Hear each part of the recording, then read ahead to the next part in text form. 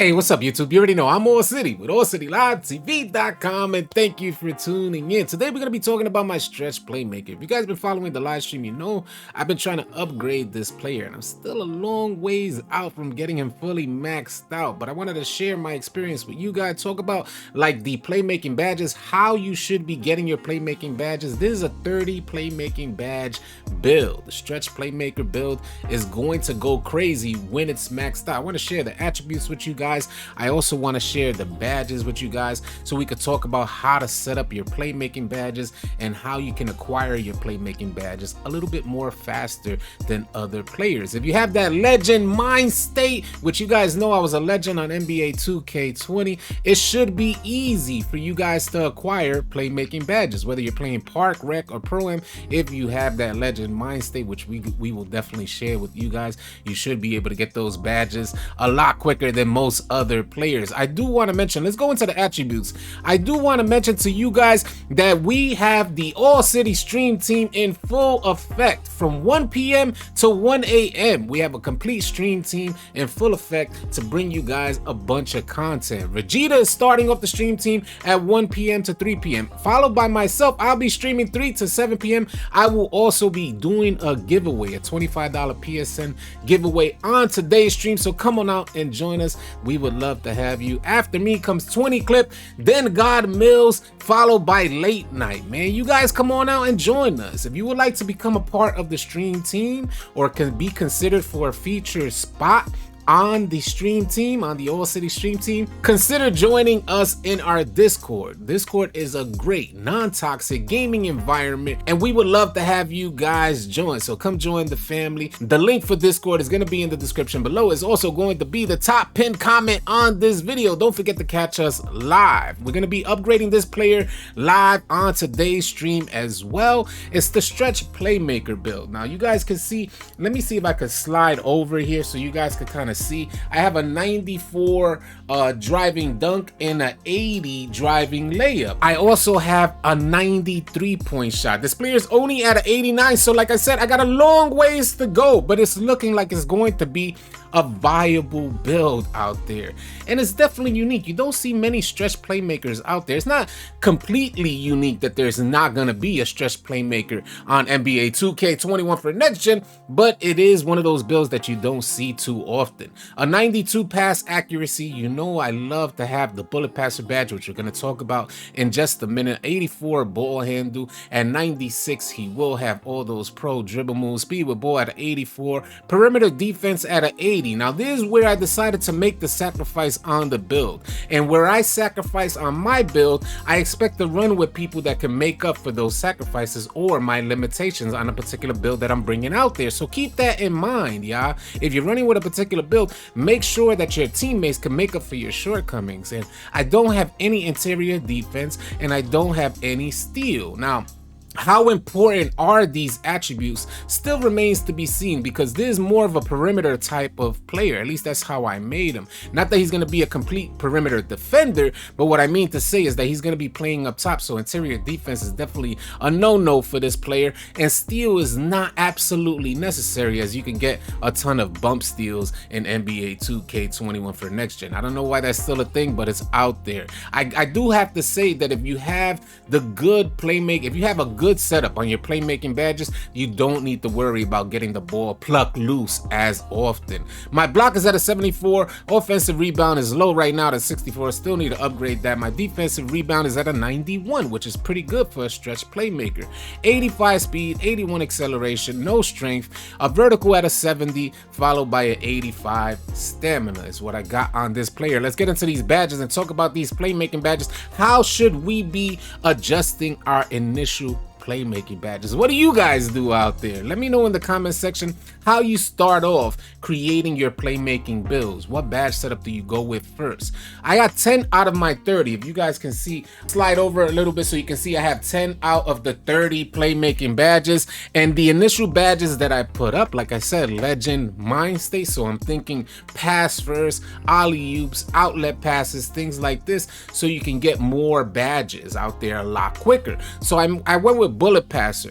But I do also want to be able to create some plays myself, and I like to use the triple threat and use my quick first step badge at Hall of Fame to get me out of that triple threat. Which you guys, if you've seen us on live stream, you know what I do out there. I go into the triple threat, either spin off or just zoom past the guy, just blow by him, and quick first step allows me that opportunity. Now I went with handles for days on silver to like complete my 10 badges out of the 30 that I need to get.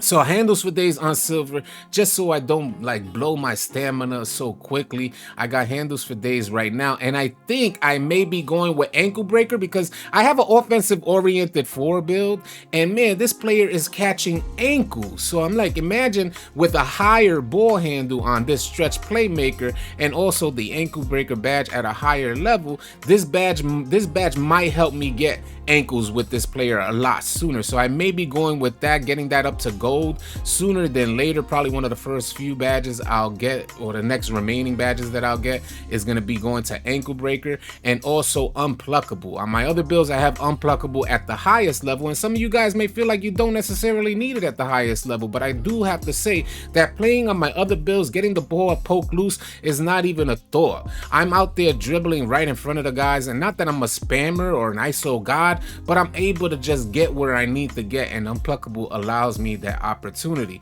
Also, on my other builds, I have stop and go on silver and tight handles on silver. I believe these two badges working together allow me the room to get past my defenders and leave them stunned where they stand at when I perform my dribble move. So stop and go and tight handles on silver, which I may even go higher on this build because it's a 30 badge playmaking build. So I may consider that. Space Creator. Let me know what you guys think in the comment section about Space Creator.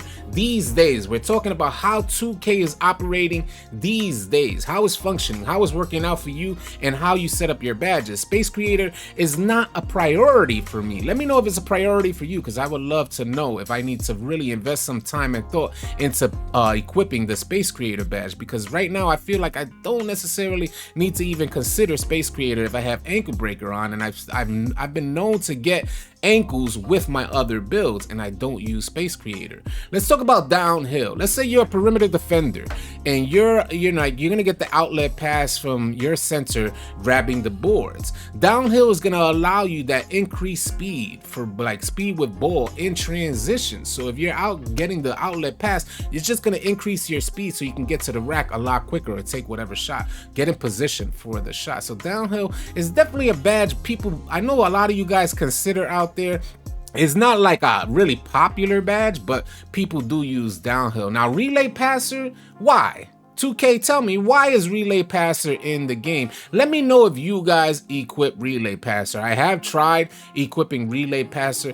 I think shooting this year is a lot easier than we had thought, so it makes relay passer not so viable an option for NBA 2K21 on next gen, because people are hitting their shots for the most part as well.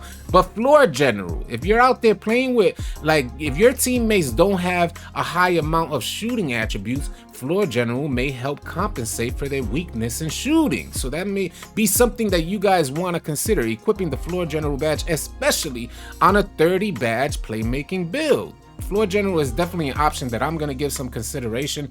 Needle Threader is not nearly as strong as it was last year. Last year, when I was on my legend grind, Needle Threader was a lifesaver. But this year with Bullet Passer, I don't think Needle Threader is absolutely necessary. But some of you guys may feel like you can use it. Needle Threader is supposed to increase the likelihood that tough passes can get by the defense. And it's like, I don't know, man. Bullet Passer seems to serve its purpose and like prove Needle Threader not so useful this year. Break starter, centers out there, big men, people playing the 5. Are you guys using break starter? I don't find that absolutely necessary. I do have a playmaking 3-level scorer that I've never had to equip the break starter badge. Just R1, L1, it just seems to do what it needs to do, and I don't need to worry about break starter. Throwing that outlet pass has never ever been a problem for me this year on NBA 2K21 for next gen.